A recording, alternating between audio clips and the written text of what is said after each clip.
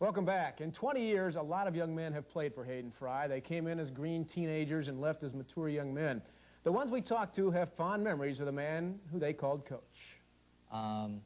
He was always kept things in perspective for us, I think. The funniest thing about Coach Fry was when we're getting ready for a big game and we're nervous, he's always joking and making things light.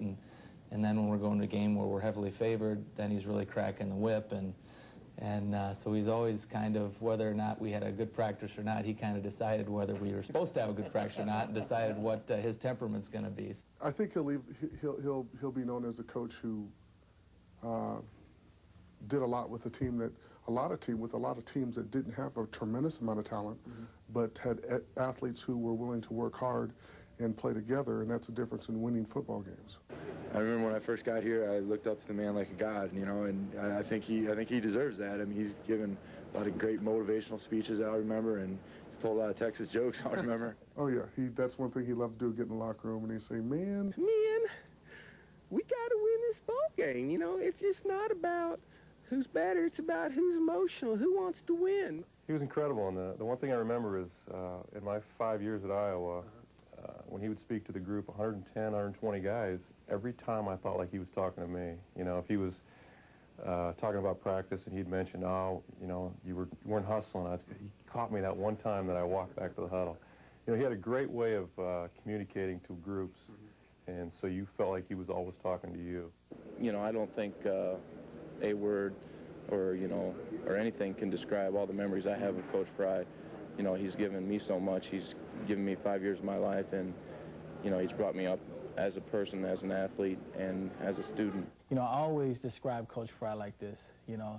He's a special man with a special name who does special things for people.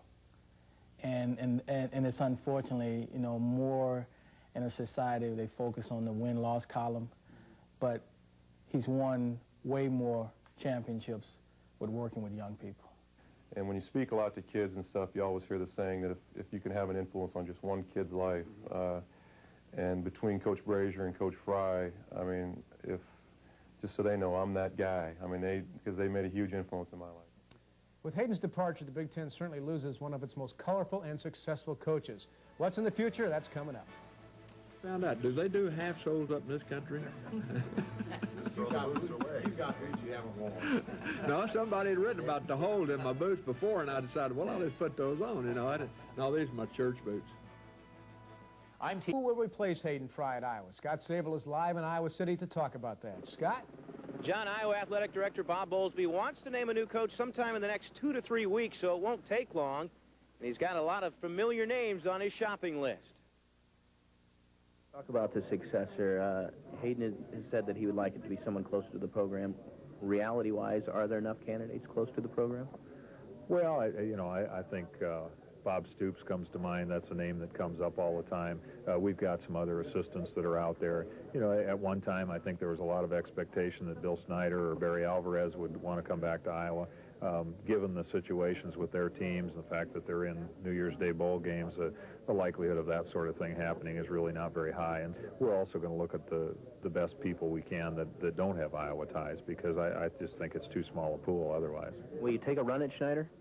Well, I mean, we'll probably talk, but I don't know that that's very realistic. Stoops doesn't have the head coaching experience, and some of the assistants here now don't. How important is it to you to have head coaching experience? All things being equal, I think you like somebody that has done what you want them to do, and so you'd like a head coach that's been a head coach. It would be an honor for me to be considered here.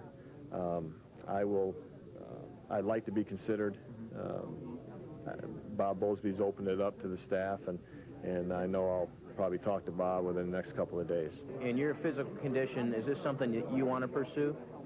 I'm not a candidate for this job. When you hire a head football coach, you got to have somebody that's going to be there every day with great energy, and I can't say that that's going to be my situation.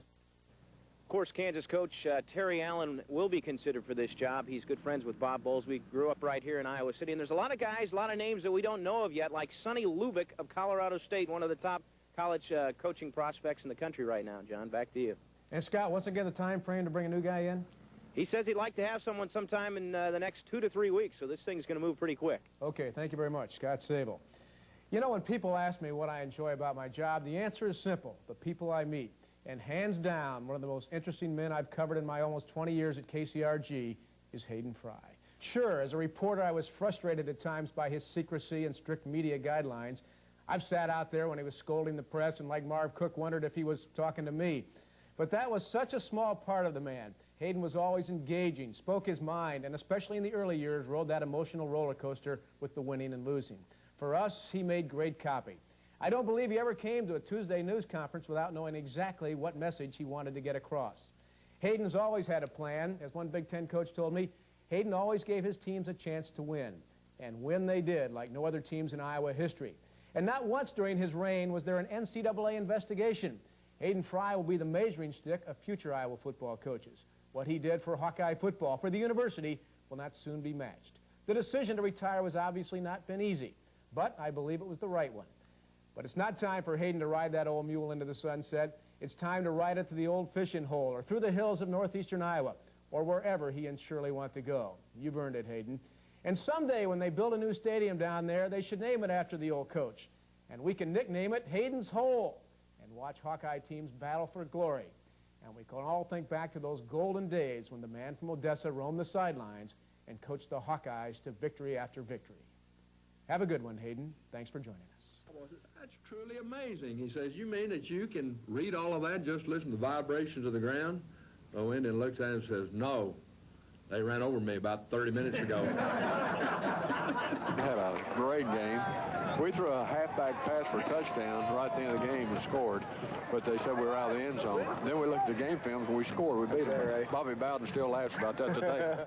I don't really think you get the true message until I walk down the aisle here for the last time. I walked down the aisle, everyone turned to look. I had a large piece of mistletoe on my coat tail.